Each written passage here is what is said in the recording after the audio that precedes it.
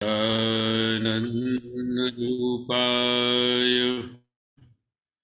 विश्वोत्पत्त्यादिहेतवे तापत्रय विनाशाय श्रीकृष्णाय वयं नुमः। श्रीकृष्णाय वयं नुमः। श्रीकृष्णाय वयं नुमः।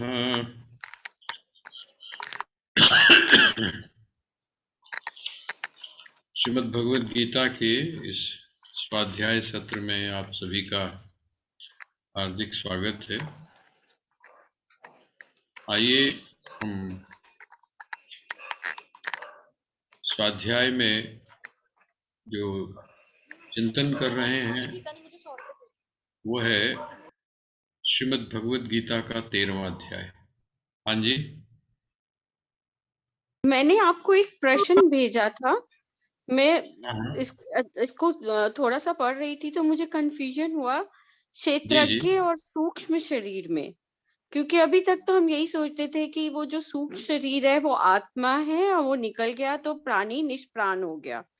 पर अब आप ये कहते हैं कि भगवान जी अब इस अध्याय में कहते हैं कि जो भी आप कर्म भोगते हो वो सूक्ष्म शरीर भी भोगता है। इसका मतलब सूक्ष्म शरीर आत्मा नहीं है, सूक्ष्म शरीर भी भोगता है। तो इसका अंतर जरा स्पष्ट कर दीजिए, आत्मा और सूक्ष्म शरीर का। देखिए, ऐसा है, ये जिसको हम आत्मा शब्द का प्रयोग कर रहे हैं ना, ये आत्मा के पहले एक आप विशेषण लगा लीजिए और वो है जीवात्मा। जिसको हम आत्मा शब्द से आम तौर पे कहते हैं, जैसे आपने दूसरे अध्याय में जब आपने पढ़ा तो आत्मा शब्द का अर्थ हम लोग परमात्मा से लेते हैं। लेकिन यहाँ पर जिस समय हम आत्मा शब्द का यहाँ ले रहे हैं तो यहाँ पर है जिसको हम जीवात्मा बोलते हैं। तो ये जो जीवात्मा है, ये जीवात्मा क्योंकि अनेक है, परमात्मा तो एक ही है ना। परमात्मा जो है, परमात्मा एक तत्व है जिसको हम अद्वैत तत्व बोलते हैं। और ये जो जीवात्मा है, ये जीवात्मा अलग अलग है। और जीवात्मा क्या है, इसका मैंने आपको बताया था कि अंतःकरण से जो जुड़ा हुआ आत्मा है, अंतःकरण जो है ना, उसको बोलते हैं अंतःकरण उपहित चैतन्य। है तो वो चैतन्य, लेकिन उसमें अंतःकरण है। और आपको थोड़ा सा ध्यान होगा अगर इस बात का, तो मैंने जो आपको उदाहरण दिया था, जो पात्र है, कोई भी जो पात्र है, बहुत सारे पात्र हैं और उन पात्रों में अलग अलग हर प्रत्येक पात्र में जल भी है, पानी भी है। और वो जो जल है, वो जल की खासियत क्या है कि वो रिफ्लेक्शन करता है, वो रिफ्लेक्ट करता है। जो सूर्य जो है, उस सूर्य के प्रतिबिंब को वो रिफ्लेक्ट करता है। ठीक है, बस आप ऐसा ही समझ लीजिए कि जिसको हम आत्मा सामान्य तौर पे बोलते हैं, वह आत्मा कौन है, तो वो है सूर्य। और जिसको हम जीवात्मा बोलते हैं, वो जीवात्मा कौन है, तो कहते हैं वह जो पात्रों में जो भरा हुआ जल है, उसमें जो रिफ्लेक्ट होने वाला जो प्रतिबिंब है, या हम ये भी कह सकते हैं कि उसमें जो रिफ्लेक्ट होने वाला जो सूर्य है, भाई उसमें भी जो आपको दिखाई दे रहा है ना, वो क्या दिखाई दे रहा है, वो सूर्य ही दिखाई दे रहा है। तो वह जो सूर्य आपको उस अंतःकरण में दिखाई दे रहा है, वह जीवात्मा है। और वह सूर्य जो बिंब के रूप में एक है, उसको हम आत्मा बोलते हैं। तो यहाँ पर थोड़ा सा हमको अंतर जो है जीवात्मा और परमात्मा, इन दोनों के अंदर करना पड़ता है। ये जो भोक्ता है, जो भोक्ता है, ये भोक्ता कौन है, तो कहते हैं भोक्ता है जीवात्मा। अच्छा, अब वो जो जीवात्मा है, जब वो कहते हैं कि वह परमात्मा भोगता है, तो परमात्मा जब भोगता है तो आपके मन में ये प्रश्न आ जाता है कि परमात्मा तो ना तो करता है और ना वो भोगता है ना। लेकिन हम ऐसा भी कह सकते हैं कि परमात्मा जब जीवात्मा के रूप में आता है, क्योंकि परमात्मा में और जीवात्मा में मूलतः कोई भी अंतर नहीं है। मैंने आपको एक और भी बात बताई थी, उसमें कहा था कि जो जीवो ब्रह्मैव नापरः, जीव जो है, ये जिसको आप जीवात्मा कहते हैं, ये जीवात्मा और वह जो ब्रह्म है, जिसको आप परमात्मा बोलते हैं, इन दोनों में मूलतः कोई अंतर नहीं। तो हम ये कह सकते हैं कि वह जो जीवात्मा है, वो जीवात्मा के रूप में वही परमात्मा समस्त भोगों को करता है ना। इस दृष्टि से व्यापक जो व्यापक दृष्टि है, उस व्यापक दृष्टि को जब हम सामने रखते हैं, तो जो भी कुछ हो रहा है, जो भी कुछ हो रहा है, वो परमात्मा में ही घटित हो रहा है। इसलिए वो एक तरह से परमात्मा के साथ में ही जुड़ा हुआ है।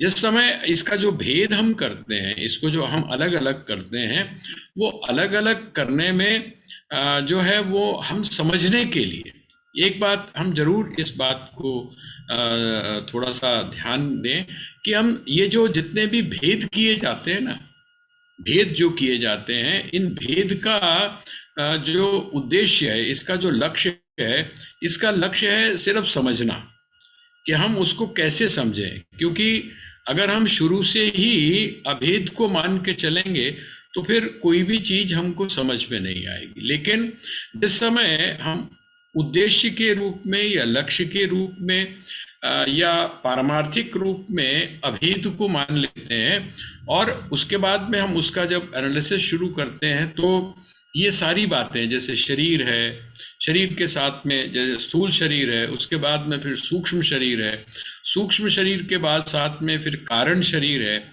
और इन तीनों शरीरों से परे वह जो अशरीरी तत्व है उसको हम जान पाते हैं। तो ये सिर्फ एक तरह से विवेचना के लिए है, समझने के लिए है, क्योंकि जब तक हम इस प्रकार से उसको अलग अलग नहीं करते हैं, तब तक हमको उसकी जो प्रक्रिया है ना, वो प्रक्रिया हमको समझ में नहीं आती। जैसे शरीर है आपका, तो शरीर एक होने के बावजूद उसके जो अलग अलग चीजें हैं जिनसे वो क्रिया करता है, चाहे वो बाहरी रूप से करता है, चाहे वो आंतरिक रूप से करता है, तो उस शरीर को समझने के लिए हम जिस समय इन छोटे छोटे हिस्सों में बांटकर इसको एनालाइज करते हैं, इसका विवेचन करते हैं, तो वह जो शरीर है वो समग्र रूप में हमारी समझ में आ जाता है। तो ये है। अब क्लियर हो गया कि नहीं? हाँ जी। ऐसे जो सूक्ष्म शरीर है वो जीवात्मा है, और जीवात्मा हाँ, परमात्मा का हर रूप है, पर वो हाँ, हाँ, जैसे हाँ, जैसे आप घरों का भी एक एग्जाम्पल देते थे कि घरों में जी जी, आकाश है, वही बात हो हाँ गई हाँ ना। हाँ, वही बात है, ठीक, वही बात है। वही बात हो गई। ये जो सूक्ष्म शरीर है, उस सूक्ष्म शरीर में 19 तत्व हैं। हम्म जिस समय आप प्रक्रिया के रूप में लेते हैं ना, तो जिसको आप सूक्ष्म शरीर बोलते हैं, उसमें क्या है, 5 ज्ञानेंद्रियां, 5 कर्मेंद्रियां, पंच प्राण, 17 हो गए, मन, बुद्धि, हम्म चित्त और अहंकार। ये 19 तत्व जो है, ये 19 तत्व से मिलकर क्या बनता है, तो सूक्ष्म शरीर बनता है।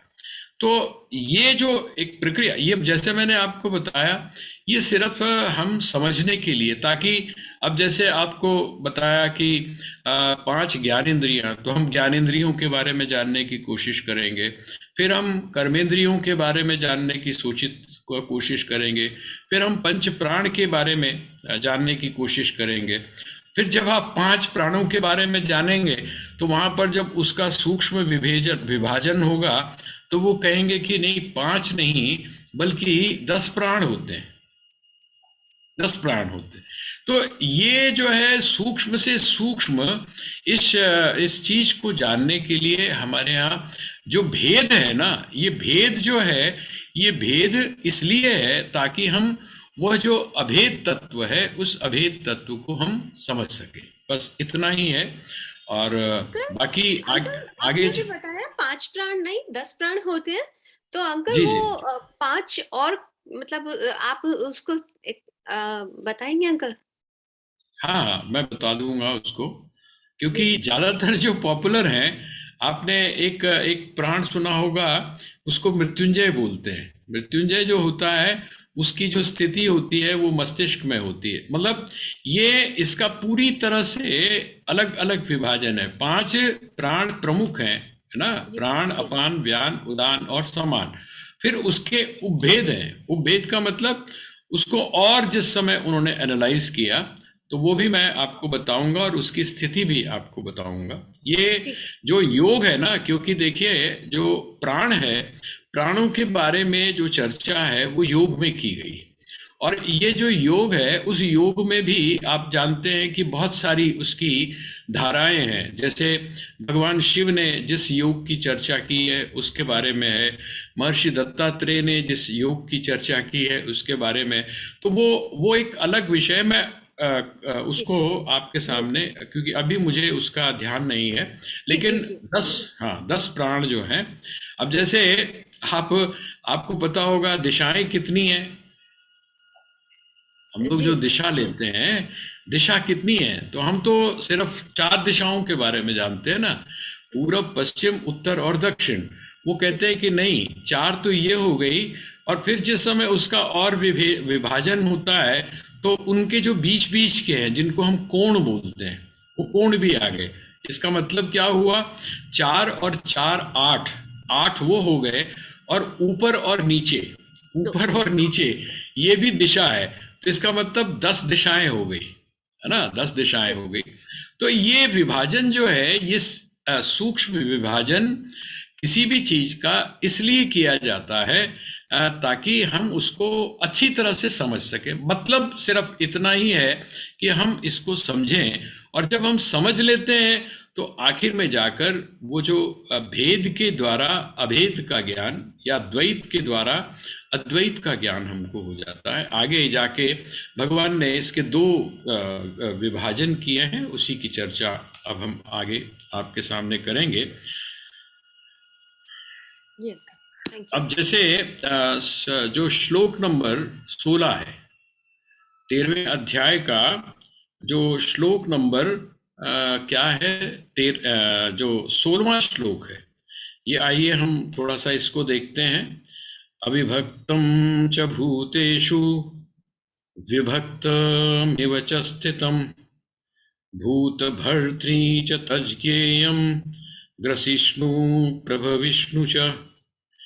ये जो आपको जो विरोधाभास दिखाई देता है ना, जैसा मैंने अभी आपको एक बात समझाई, कि जब वह जो जीवात्मा है, वह जीवात्मा परमात्मा, इन दोनों में किसी भी प्रकार का जब अंतर नहीं है ना, दोनों दोनों एक ही चीज है। तो जिस समय हम जीवात्मा के रूप में देखते हैं, जैसे एक एक छोटा सा और हम एग्जाम्पल लेते हैं, 15वां अध्याय हम लोगों ने एक बार पढ़ा है। तो वहां पर भगवान क्या कहते हैं? कहते हैं कि मैं क्या करता हूं? कहते हैं कि मैं आपका जो प्राणापान समायुक्त पचाम्यन्नम चतुर्विधम, कि प्राण और अपान, इन दोनों के द्वारा मैं आपका जो उदर है, उस उदर के अंदर अन्न को मैं पचाता हूं। अब ये अन्न को मैं पचाता हूं, इसका मतलब क्या हुआ? क्योंकि जीवात्मा में और परमात्मा में कोई अंतर नहीं है, तो वह जो परमात्मा है, उस परमात्मा में ही जो घटित हो रहा है, जीवात्मा के द्वारा जो घटित हो रहा है, वो किसमें घटित हो रहा है? भाई आप ये देखिए, समुद्र जो है, समुद्र, ठीक है, उस समुद्र में जो भी भेद है, जैसे भंवर उसमें बन रहा है, लहरें उसमें बन रही हैं, है ना, बुलबुलें उसमें बन रहे हैं, तो वो सब किसमें घटित हो रहा है? ये जो चीजें हैं जिनको हम बोल रहे हैं कि बुदबुदा है, या उसके बाद में भंवर है, या फिर उसके अंदर जो लहर है, ये सब किसमें हो रहा है?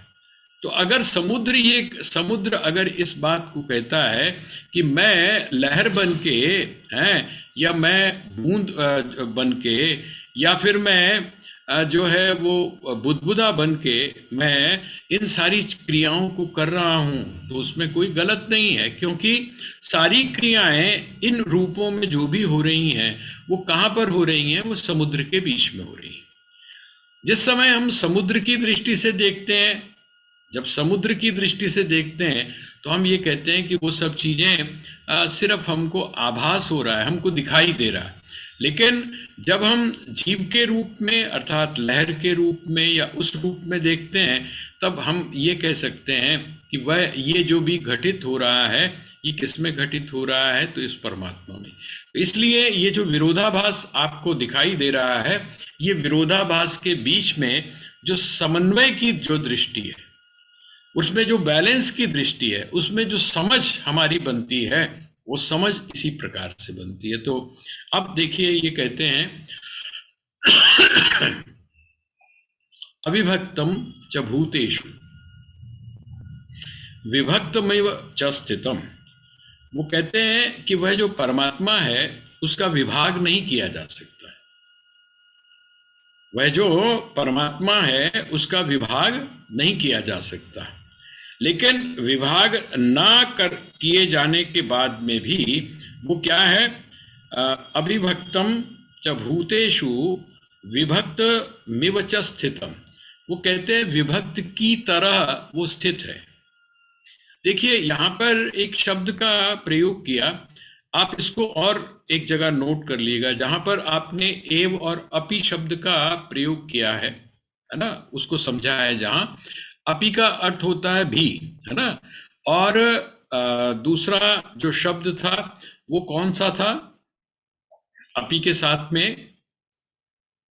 साथ में एव शब्द था ना।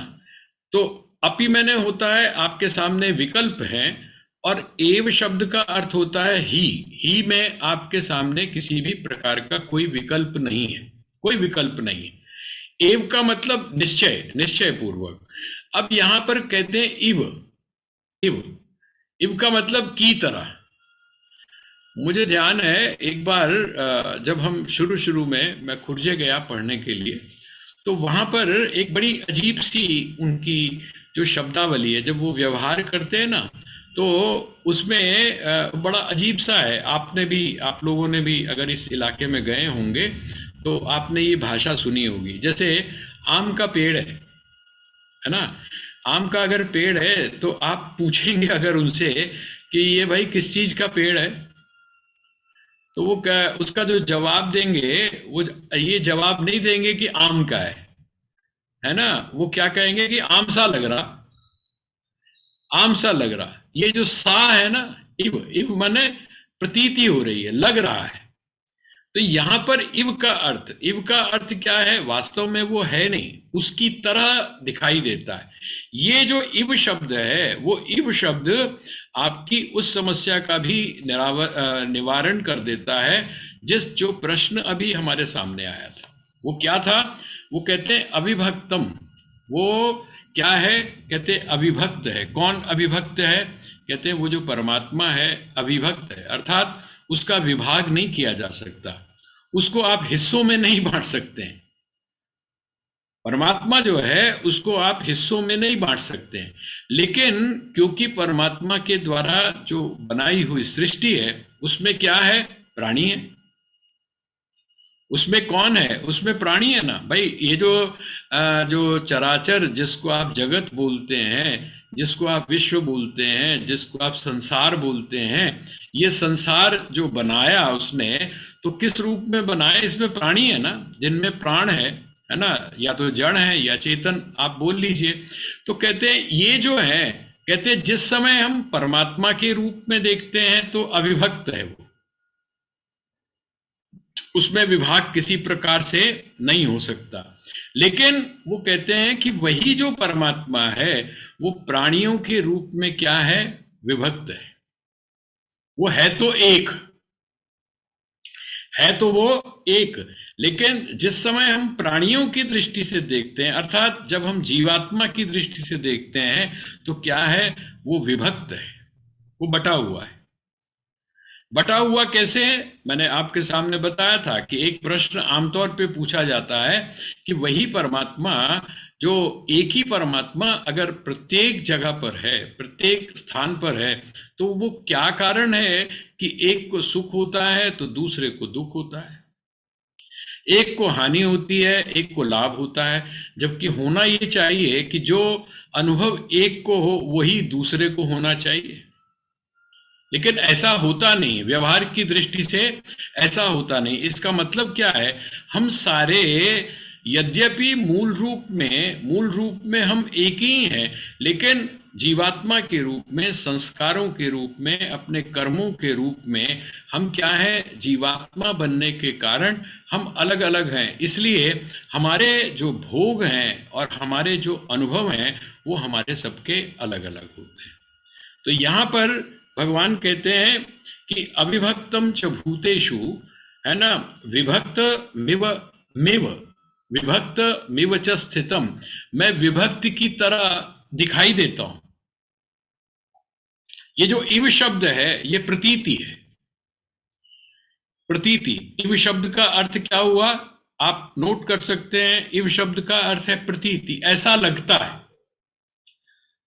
ये आप बिल्कुल ऐसे समझ लीजिए कि जैसे आपको दूर रेगिस्तान के अंदर जो जल दिखाई दे रहा है वो जल है या जल सा लगता है। वो जो रेगिस्तान में जो आपको जल दिखाई दे रहा है वो जल है या जल सा है। जल सा है ना। हम जिस समय बोलेंगे तो हम ये कहते हैं कि जल सा लगता है, जल वो है नहीं, जल की तरह लगता है। और जल की तरह यहाँ पर वो कहते हैं जो जल सा लगता है, इसका मतलब वो जल नहीं है। अविभक्तम च भूतेषु, है ना, विभक्त मिव च स्थितम, वो कहते हैं यद्यपि वह परमात्मा अविभक्त है, अर्थात